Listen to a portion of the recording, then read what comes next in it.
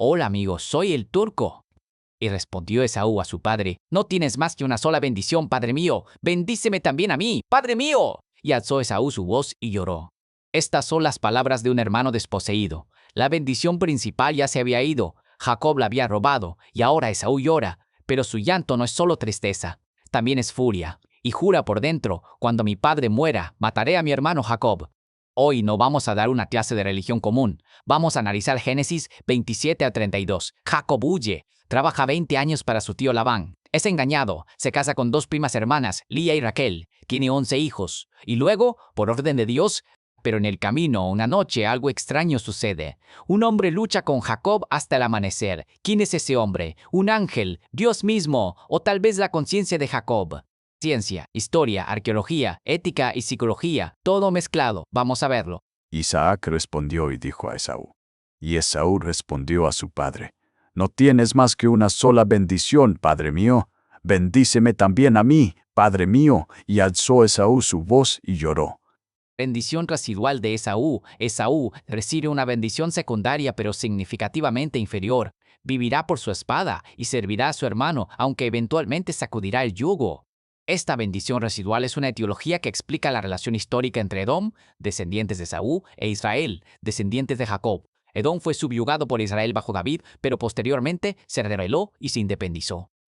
Entonces Isaac, su padre, habló y le dijo: He aquí, será tu habitación en grosuras de la tierra y del rocío de los cielos de arriba, y por tu espada vivirás, y a tu hermano servirás, y sucederá que cuando te impacientes, descargarás su yugo de tu cerviz.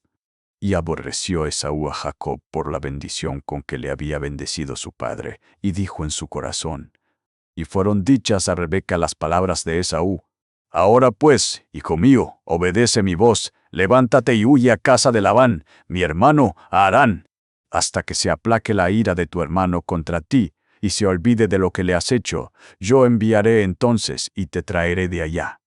Fratricidio evitado. Esaú planea matar a Jacob después de la muerte de Isaac. El exilio de Jacob a Harán es presentado como una necesidad de seguridad, pero también como un medio para encontrar una esposa adecuada. Y dijo Rebeca a Isaac: Fastidio tengo de mi vida a causa de las hijas de Het.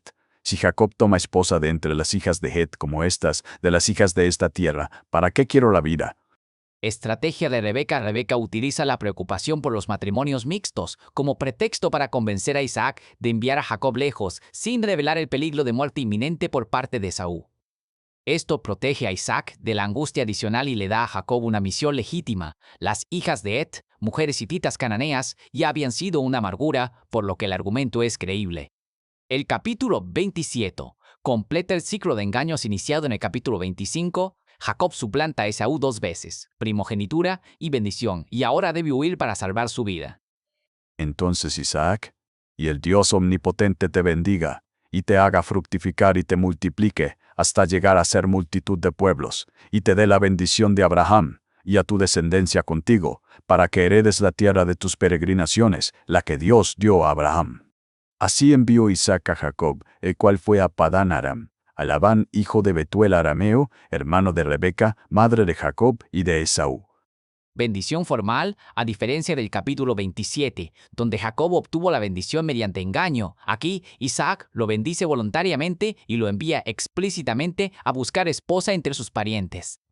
La prohibición de casarse con cananeos refleja la preocupación por la pureza étnica y religiosa del linaje. El título Dios Omnipotente, el Shaddai, es el nombre usado en Éxodo 6 para la revelación a los patriarcas, no Yahvé.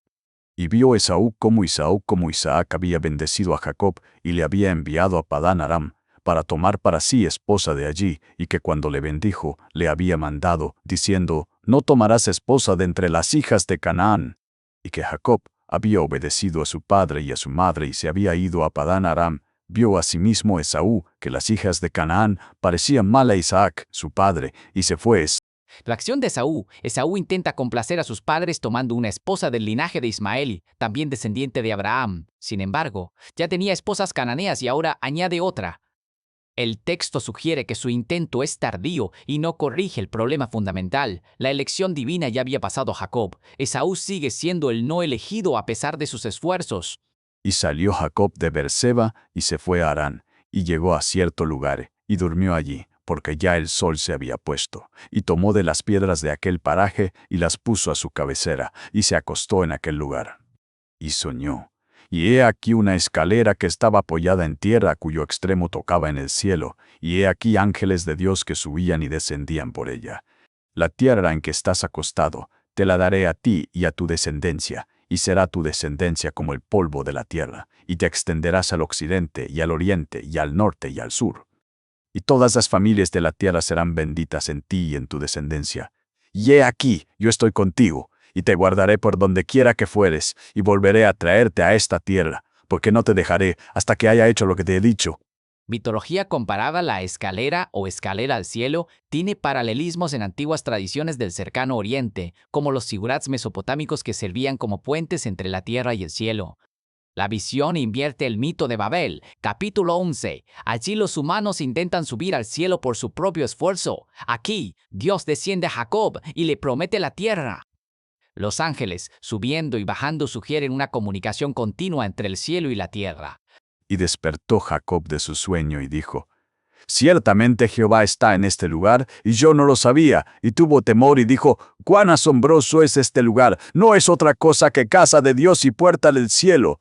Y se levantó Jacob de mañana, y tomó la piedra que había puesto de cabecera, y la alzó por señal, y derramó aceite encima de ella, y llamó el nombre de aquel lugar Betel, aunque Luz era el nombre de la ciudad primero. Etiología cultural. Jacob unta aceite a una piedra, estableciéndola como un monumento sagrado, una señal o masebá. Este tipo de piedras erectas eran comunes en la religión cananea y fueron posteriormente prohibidas en la ley mosaica. Betel, casa de Dios, se convierte en un santuario importante en la historia de Israel, aunque más tarde el profeta Amós lo criticará por su idolatría. La piedra es una representación primitiva de lo divino cercana al animismo. E hizo Jacob voto, diciendo, si va Dios conmigo, y me guarda en este viaje en que voy, y si me da pan para comer y vestido para vestir, y si regreso en paz a casa de mi padre, entonces Jehová será mi Dios.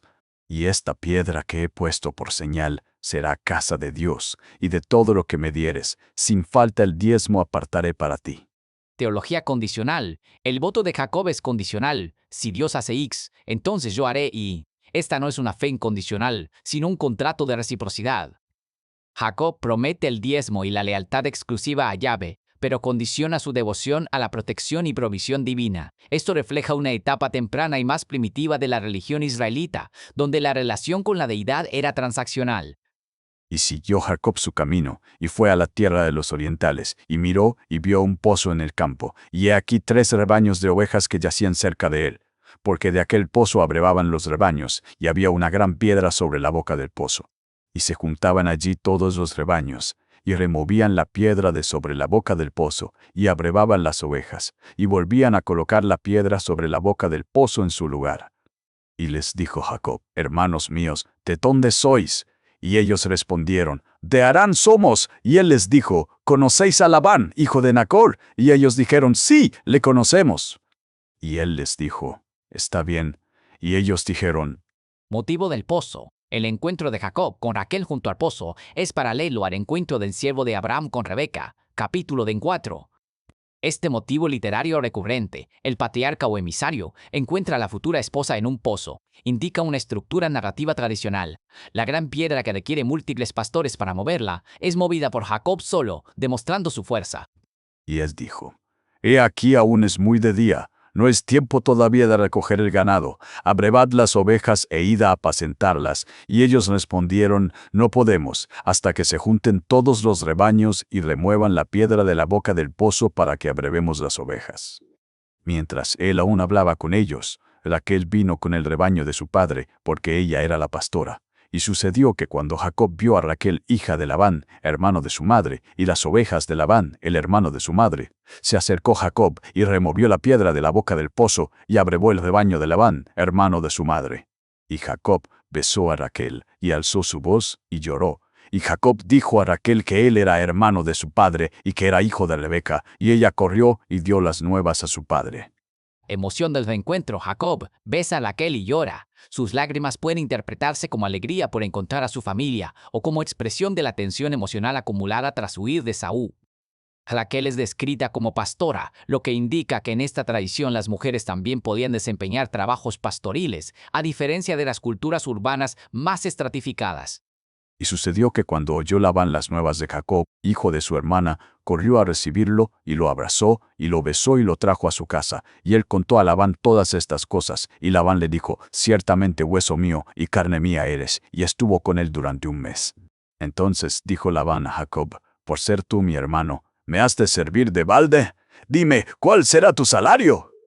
Y Labán tenía 2 hijas. El nombre de la mayor era Lea, y el nombre de la menor, Raquel, y los ojos de Lea eran tiernos, pero Raquel era de lindo semblante y de hermoso parecer. Y Jacob amó a Raquel y dijo, yo te serviré 7 años por Raquel, tu hija menor.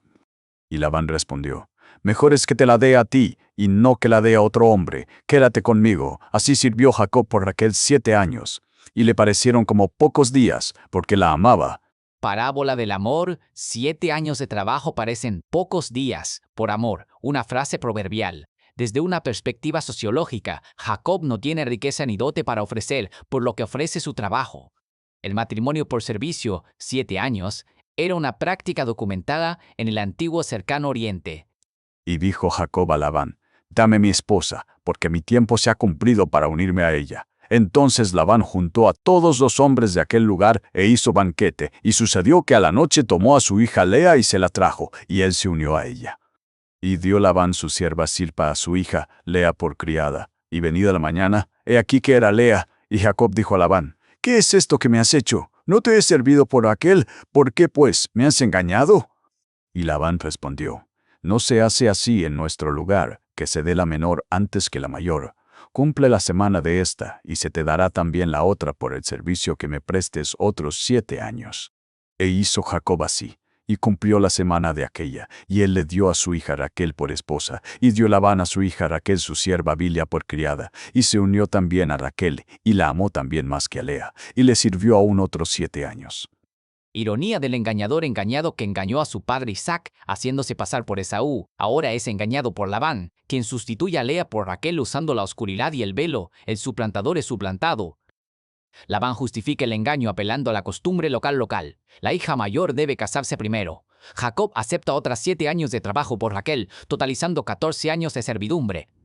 Este paralelismo entre el engaño de Jacob, capítulo 27, y el engaño de Labán, es un ejemplo de medida por medida narrativa.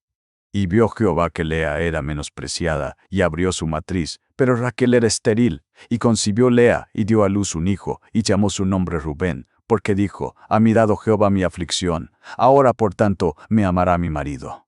Y concibió otra vez, y dio a luz un hijo, y dijo, por cuanto oyó Jehová que yo era menospreciada, me ha dado también este, y llamó su nombre Simeón. Y concibió otra vez, y dio a luz un hijo, y dijo, ahora esta vez se unirá mi marido conmigo, porque le he dado 3 hijos, por tanto, llamó su nombre Leví.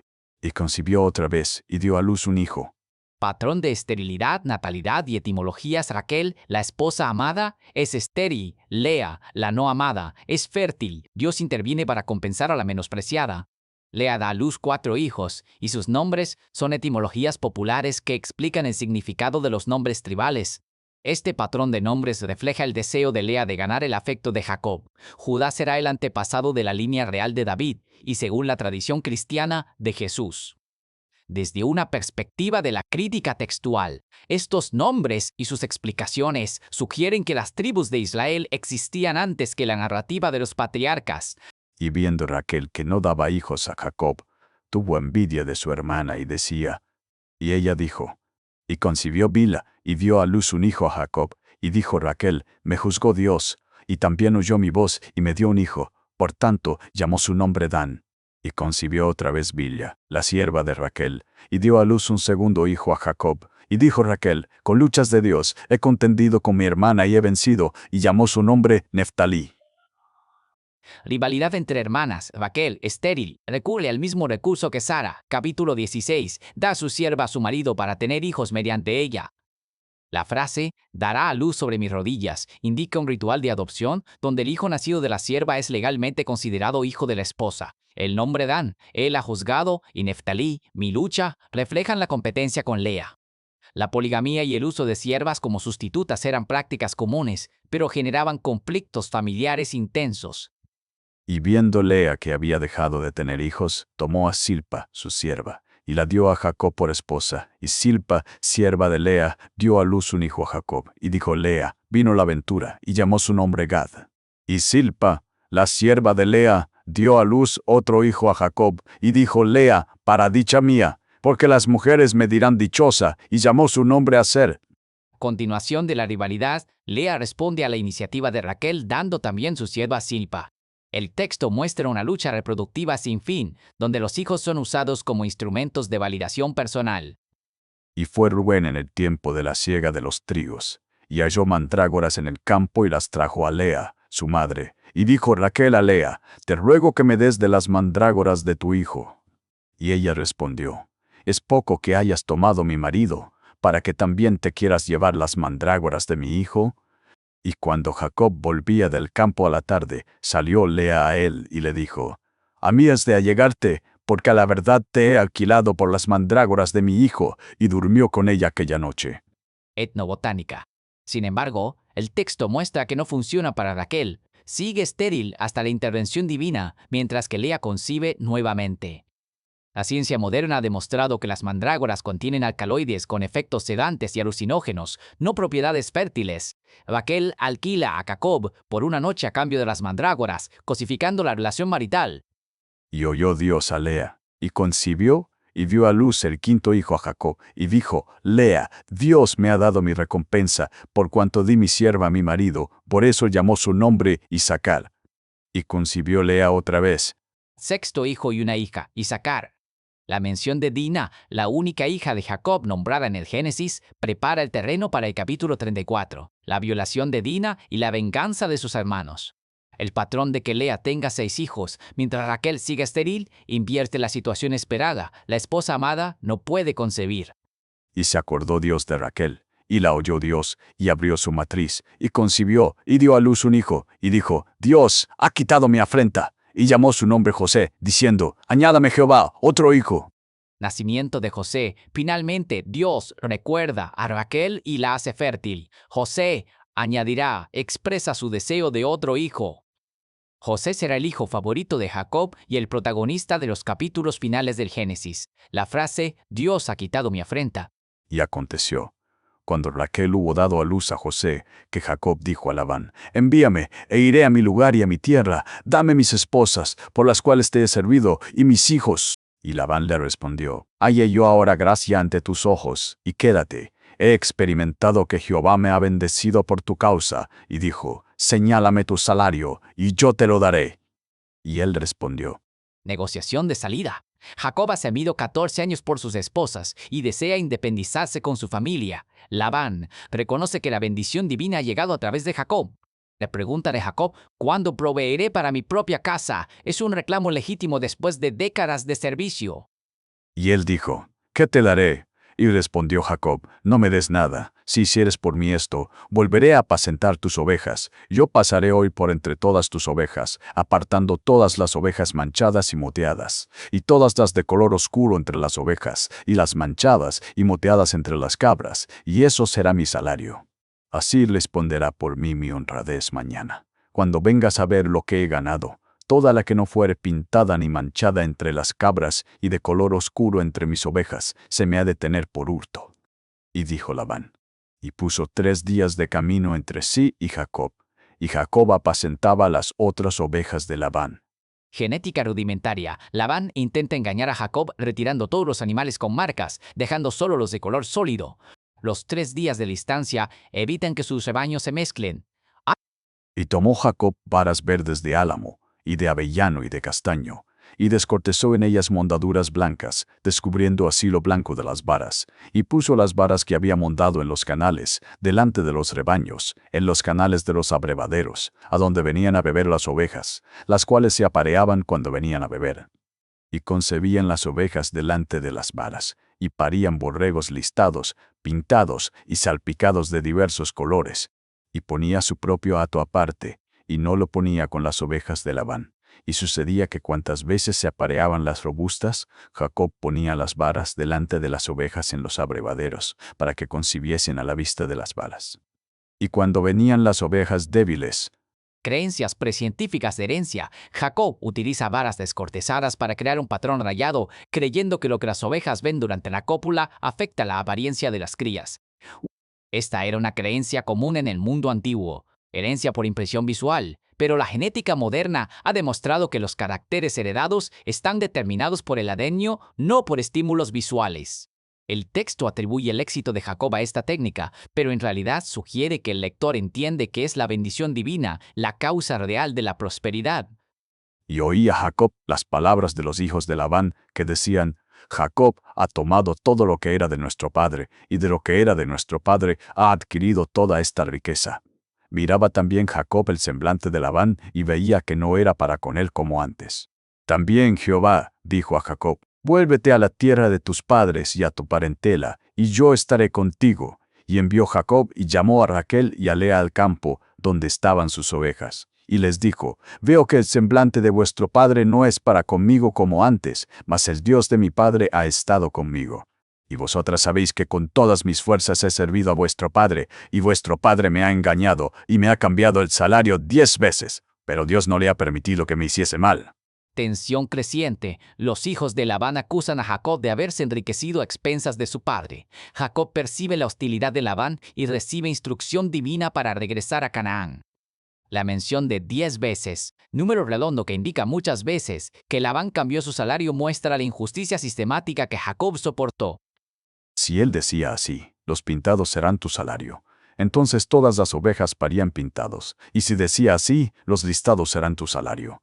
Y sucedió que al tiempo en que las ovejas se apareaban, alcé yo mis ojos y vi en sueños, y he aquí los machos que cubrían a las hembras eran listados, pintados y abigarrados, y me dijo el ángel de Dios en sueños: Jacob. Y yo dije: heme aquí. Y él dijo: Alza ahora tus ojos, y verás que todos los machos que cubren a las ovejas son listados, pintados y abigarrados, porque yo he visto todo lo que Labán te ha hecho. Yo soy el Dios de Betel, donde tú ungiste la piedra, y donde me hiciste un voto. Revelación divina. Jacob revela a sus esposas que fue Dios, no su propia astucia. Esto muestra una doble tradición o una reelaboración teológica para atribuir la prosperidad a la bendición divina en lugar de a la magia. El ángel se identifica como el Dios de Betel, vinculando la revelación con la teofanía de la escalera. Y respondieron Raquel y Lea, y le dijeron: Tenemos todavía parte o heredad en la casa de nuestro padre. No nos tiene ya como por extrañas, pues que nos vendió y aún se ha comido del todo nuestro precio. Porque toda la riqueza que Dios ha quitado a nuestro padre es nuestra y de nuestros hijos. Ahora pues, haz todo lo que Dios te ha dicho. Y puso en camino todo su ganado y todo lo que había adquirido, el ganado de su ganancia que había obtenido en Padán Aram, para volverse a Isaac, su padre, en la tierra de Canaán. Y Labán había ido a trasquilar sus ovejas, y Raquel hurtó los ídolos de su padre. Y engañó Jacob el corazón de Labán arameo al no hacerle saber que huía. Huyó, pues con todo lo que tenía, y se levantó, y pasó el río, y puso su rostro hacia los montes de Galaad. Raquel roba los ídolos. Raquel hurta los terafim, ídolos domésticos o estatuillas de dioses ancestrales, de Labán. Al robarlos, Raquel busca asegurar la bendición. Y fue dicho a Labán al tercer día que Jacob había huido. Entonces tomó a sus parientes consigo, y fue tras él camino de 7 días, y le alcanzó en los montes de Galaad. Y vino Dios a Labán arameo en sueños aquella noche, y le dijo: Guárdate de hablar a Jacob descomedidamente. Alcanzó pues Labán a Jacob, y éste había fijado su tienda en el monte. Y Labán la asentó con sus parientes en el monte de Galaad, y dijo Labán a Jacob: ¿Por qué te escondiste para huir, y me engañaste y no me avisaste, para que yo te despidiera con alegría y con cantares, con tamborín y arpa? Ni aún me dejaste besar a mis hijos y a mis hijas, ahora locamente has hecho. Poder hay en mi mano para haceros mal, mas el Dios de vuestro padre me habló anoche diciendo: Guárdate de hablar a Jacob descomedidamente, y ya que te ibas porque añorabas la casa de tu padre, ¿por qué me hurtaste mis dioses? La persecución de Labán persigue a Jacob durante 7 días, pero Dios lo ha advertido en un sueño que no daña a Jacob. Labán se queja de 3 cosas: 1, ser engañado al irse en secreto; 2, no poder despedirse de sus hijas y nietos adecuadamente; 3, el robo de sus dioses. Su afirmación de que enviaría a Jacob con alegría y cantares con tamborín y arpa es probablemente falsa, dado su historial de engaño. Y Jacob respondió y dijo a Labán, porque tuve miedo, pues dije que quizá me quitarías por la fuerza tus hijas. Aquel en quien hayes tus dioses, no viva. Delante de nuestros hermanos reconoce lo que yo tenga que sea tuyo y llévatelo. Jacob no sabía que Raquel los había hurtado. Y entró Labán en la tienda de Jacob, y en la tienda de Lea, y en la tienda de las dos siervas, y no los halló, y salió de la tienda de Lea, y entró en la tienda de Raquel. Y tomó Raquel los ídolos, y los puso en una albarda de un camello, y se sentó sobre ellos, y buscó Labán por toda la tienda, y no los halló. Y ella dijo a su padre, no se enoje mi señor, porque no me puedo levantar delante de ti. Ironía y astucia. Jacob, sin saberlo, pronuncia una sentencia de muerte sobre el ladrón. Aquel en quien halles tus dioses no viva. Raquel, quien robó los ídolos, los esconde debajo de ella en la silla de montar de camello y se excusa diciendo que está menstruando. Labán, no queriendo contaminarse ritualmente, o quizás con vergüenza cultural, no insiste. El engañador Jacob es engañado por su amada esposa Raquel sin saberlo. Entonces Jacob se enojó y riñó con Labán. Y respondió Jacob y dijo a Labán, ¿qué transgresión es la mía? ¿Cuál es mi pecado para que con tanto ardor hayas venido persiguiéndome, ya que has buscado entre todos mis bienes? ¿Qué has hallado de todos los enseres de tu casa? Ponlo aquí delante de mis hermanos y de los tuyos, y juzguen entre nosotros dos. Estos 20 años he estado contigo. Tus ovejas y tus cabras nunca abortaron, ni yo comí carnero de tus ovejas. Me encontraba que de día me consumía el calor y de noche la helada y el sueño huía de mis ojos. Así he estado 20 años en tu casa. Si el Dios de mi padre, el Dios de Abraham y el temor de Isaac no estuviera conmigo, de cierto me enviarías ahora con las manos vacías. Pero vio Dios mi aflicción y el trabajo de mis manos, y te reprendió anoche. Discurso de Jacob. Jacob responde con un detallado recuento de sus 20 años de servicio honrado bajo condiciones extremadamente duras. Enumera las injusticias. Labán cambió su salario 10 veces. Jacob trabajó día y noche, sufrió calor y frío, y pagó por los animales dañados por fieras. Su argumento es que cualquier prosperidad que tiene viene de Dios, no de robar a Labán. Este discurso retrata a Jacob como víctima, no como explotador. Y respondió Labán, y dijo a Jacob, las hijas son hijas mías, y los hijos, hijos míos son, y las ovejas son mis ovejas, y todo lo que tú ves es mío. ¿Y qué puedo yo hacer hoy a estas mis hijas, o a sus hijos que ellas han dado a luz? Ven pues ahora, hagamos pacto tú y yo, y sea por testimonio entre tú y yo. Entonces Jacob tomó una piedra y la levantó por señal, y dijo Jacob a sus hermanos, recoged piedras, y tomaron piedras e hicieron un montón, y comieron allí sobre aquel montón, y lo llamó Labán Jegar Saduta, y lo llamó Jacob Galaad. Antropología legal. Labán acepta la realidad de la separación. El montón de piedras, Galaad, montón del testimonio, sirve como monumento conmemorativo del pacto. Labán le da un nombre arameo, Jegar Saduta, y Jacob un nombre hebreo, Galaad, mostrando sus respectivos idiomas. Los pactos en el antiguo cercano oriente a menudo se establecían con monumentos de piedra. Porque Labán dijo, este montón de piedras es testigo hoy entre tú y yo. Por eso fue llamado su nombre Galaad y Mispa. Si afligieres a mis hijas o si tomares otras esposas, además de mis hijas, nadie está con nosotros. Mira, Dios es testigo entre tú y yo, dijo más Labán a Jacob. He aquí este montón de piedras, y he aquí esta señal que he erigido entre tú y yo. Testigo sea este montón de piedras, y testigo sea esta señal, que ni yo pasaré contra ti de este montón, ni tú pasarás de este montón, ni de esta señal contra mí, para mal, el Dios de Abraham y el Dios de Nacor, el Dios de sus padres, juzgue entre nosotros. Y Jacob juró por el temor de Isaac, su padre. Entonces Jacob ofreció un sacrificio en el monte y llamó a sus hermanos a comer pan. Y comieron pan y durmieron aquella noche en el monte, y se levantó Labán de mañana, y besó a sus hijos y a sus hijas y los bendijo, y regresó y se volvió a su lugar. Pacto de Mispa. El nombre Mispa, atalaya o vigía, refleja el acuerdo de que Dios vigilará la frontera entre ellos, ya que no se volverán a encontrar. Labán impone condiciones para proteger a sus hijas. Jacob no debe maltratarlas ni tomar otras esposas. La bendición final de Labán a sus hijas y nietos muestra un cierre emocional. Jacob y Labán se separan en paz después de 20 años de relación tensa. Y Jacob siguió su camino, y le salieron al encuentro ángeles de Dios. Y dijo Jacob cuando los vio, Y envió Jacob mensajeros delante de sí a su hermano Esaú, a la tierra de Seir, campo de Edom, y les mandó diciendo: Así diréis a mi señor Esaú, así dice tu siervo Jacob, con Labán he morado, y allá me he quedado hasta ahora. Y tengo vacas.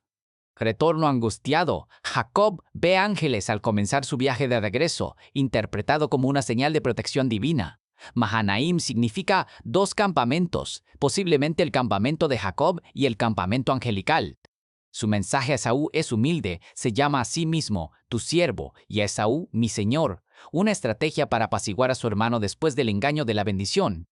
Y los mensajeros volvieron a Jacob diciendo: Fuimos a tu hermano Esaú, y él también viene a recibirte, y 400 hombres con él. Entonces Jacob tuvo gran temor y se angustió, y dividió en 2 campamentos la gente que tenía consigo, y las ovejas, y las vacas, y los camellos.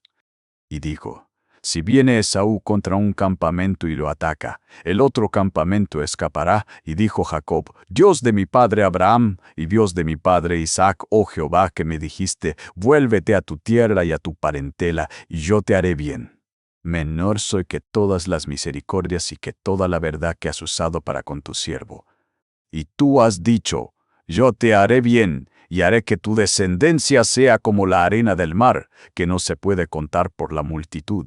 Miedo estratégico. 400 hombres es una fuerza militar significativa, lo que sugiere que Esaú se ha convertido en un caudillo poderoso. Jacob divide su campamento como táctica de supervivencia.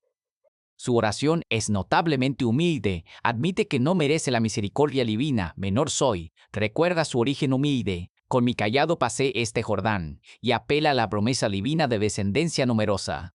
Y durmió allí aquella noche, y tomó de lo que le vino a la mano un presente para su hermano Esaú: 200 cabras y 20 machos cabríos, 200 ovejas y 20 carneros, 30 camellas paridas con sus crías, 40 vacas y 10 novillos, y los entregó en manos de sus siervos, cada manada de por sí, y dijo a sus siervos: Pasad delante de mí, y poned espacio entre manada y manada. Y mandó al primero diciendo: Si mi hermano Esaú te encuentra, y te pregunta diciendo: ¿De quién eres? ¿Y a dónde vas? ¿Y para quién es esto que llevas delante de ti? Entonces dirás: Es un presente de tu siervo Jacob que envía a mi señor Esaú, y he aquí, también él viene detrás de nosotros. Y mandó también al segundo y al tercero y a todos los que iban detrás de aquellas manadas, diciendo: Conforme a esto diréis a Esaú cuando le halléis, y diréis también: Y pasó el presente delante de él, y él durmió aquella noche en el campamento. Estrategia diplomática. El regalo de Jacob es inmenso, más de 550 animales, un tributo real que busca aplacar la ira de Esaú. Jacob organiza las manadas en múltiples grupos separados para que Esaú reciba múltiples mensajes sucesivos. Tu siervo Jacob viene detrás de nosotros, creando un efecto psicológico acumulativo.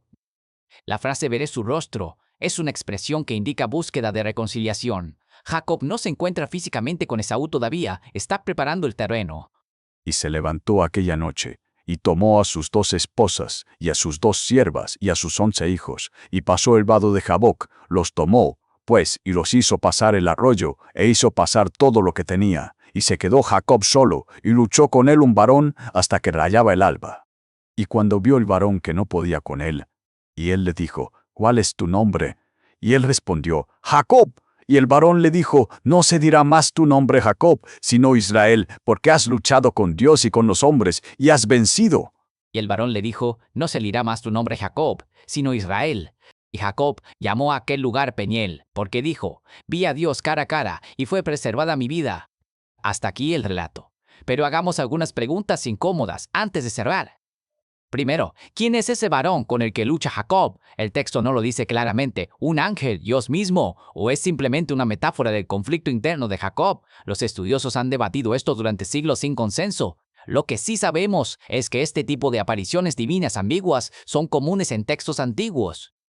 Segundo, Jacob vence en la lucha pero queda cojo. Es realmente una victoria. El relato idealiza la lucha, pero desde una perspectiva racional. Un Dios todopoderoso que no puede vencer a un mortal sin lastimarlo es cuanto menos una imagen teológicamente problemática. El cambio de nombre. Jacob significa suplantador, el que engaña. Israel significa el que lucha con Dios. El texto nos dice que el engañador se transforma, pero la pregunta ética sigue en el aire. ¿Acaso el fin justifica los medios? Jacob robó, mintió, manipuló y al final es bendecido y se convierte en el patriarca de una nación. Cuarto, la cojera de Jacob es un detalle fascinante. El texto sagrado no esconde la imperfección de su héroe. Al contrario, la marca. Quizás porque la tradición quería recordar que incluso los elegidos no son perfectos. O quizás porque esta historia, como muchas en el Génesis, es una etiología. Explica por qué los israelitas no comen el nervio ciático. Dos pintos pendiosi. Y ahora, la pregunta que queda abierta, Jacob se prepara para enfrentar a Esaú con miedo. Envía regalos, divide su campamento, reza, ¿lo perdonará su hermano? ¿O 20 años de odio no se borran con un montón de ovejas y cabras? En el próximo video veremos ese encuentro y también el trágico episodio de Lina, la única hija nombrada de Jacob, cuya historia nos mostrará el lado más oscuro de esta familia. Soy el Turco, esto es Génesis, visto desde la ciencia, la historia y la ética, no desde la fe. Nos vemos en el próximo capítulo.